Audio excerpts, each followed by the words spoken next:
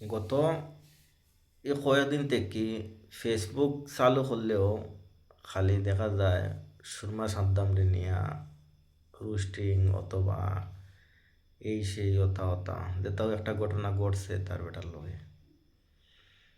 তো আমার মনে হয়, আমি একজন ছোট ইউজার হিসাবে আমার মনে হয় সারাও আইসো বিদেশ থেকে দেশের থেকে বাইরে, সারাও আইসো অভাবর কারণে, সেও না শখে আইছে না।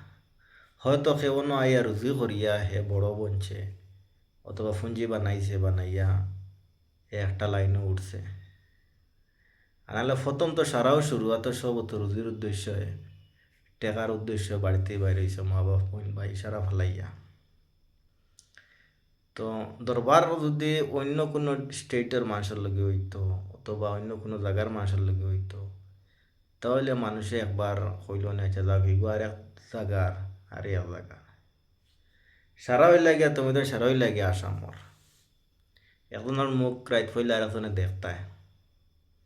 তো দুষ হেব্বাটির হোক আর সাদ্দামর হোক আর যে বাইনতের লগে ঘটনা ঘটছে এর আর হোক, যদি দোষ যাচার হইয়া যাও, এটা তোমার তোমার কর্তব্য আসলো যে এক জায়গায় বইয়া ওটা বুঝা শোনার মাধ্যমে ওটা সমাধান করাটা জিনিসটা ভালো হইল নে, আমরার কাছে সারার কাছে ভালো লাগলো নে, মানুষের কাছেও ভালো লাগলো নে।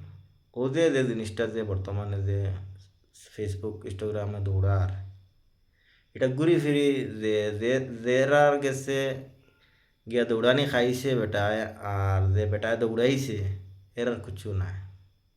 ঘুরে ফিরে তো সারা উত্তম মনত করো যে মানুষ ওখানে হইতে কর যে গরম মানুষে গরম হইতে গেলে তো সারাও তো এক গরম নানি, আশা মরলে সারাও তো এক গরম, গরম মানুষে মায়ের করিয়া আবদ নামে ছড়াইতরা।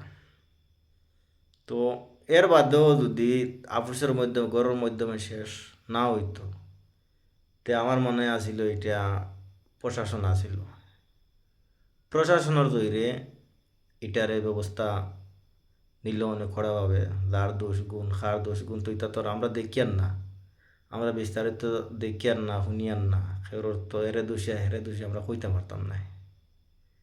তুমি দিন বুধ ভাইরা।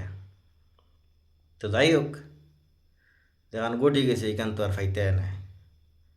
তো পরবর্তীতে আমার মনে হয় কোনো সিদ্ধান্ত নিতে হইলে ভাবে শুনে নেওয়াটা, বা আমার মনে হয় এখন ছোটো ইউজার হিসাবে আমরা তো ভিডিওটা ছাড়ি না, তো আমরা ভিডিও দেখি মানুষের, তো আমার মনে হয় বুঝে শুনে সিদ্ধান্ত নেওয়াটা ভালো। যাই হোক, সবাই ভালো থাকো।